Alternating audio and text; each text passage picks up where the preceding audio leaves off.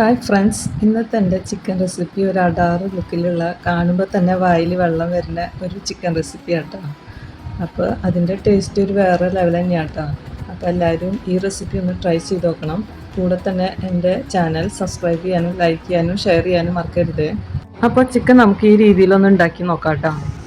ഇനി കഴുകി വൃത്തിയാക്കിയ ചിക്കനിലേക്ക് മഞ്ഞൾപ്പൊടി, മുളക് പൊടി, മല്ലിപ്പൊടി, മസാലപ്പൊടി, കുരുമുളക് പൊടി, പാകത്തിനുപ്പ്, പിന്നെ ഒരു കപ്പ് പുളിയില്ലാത്ത തൈര്, പിന്നെ കറിവേപ്പിലയും മല്ലിയിലും ഇട്ട് നമുക്ക് നന്നായിട്ട് ഇളക്കി യോജിപ്പിച്ച് ഒരു 20 മിനിറ്റ് റെസ്റ്റ് ചെയ്യാൻ വെക്കാം കേട്ടോ.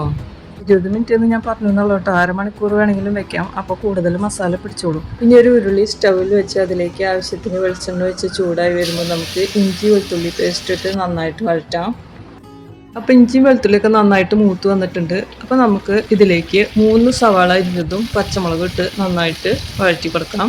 ഇനി അതൊരു ബ്രൗൺ കളറാകുമ്പോൾ അതിലേക്ക് നമുക്ക് ഒരു 2 തക്കാളി അരിഞ്ഞത് ഇട്ട് കൊടുത്ത് നന്നായിട്ട് ഇളക്കി കൊടുക്കാം. ഇനി ഇതിലേക്ക് ആവശ്യത്തിന് കാശ്മീരി പൊടിയും പിന്നെ ചിക്കൻ മസാല ഇട്ട് കൊടുക്കാം. അതിന് ശേഷം മല്ലിയിലയും കറിവേപ്പിലയും ഇട്ടിട്ട് നന്നായിട്ട് വഴറ്റാം.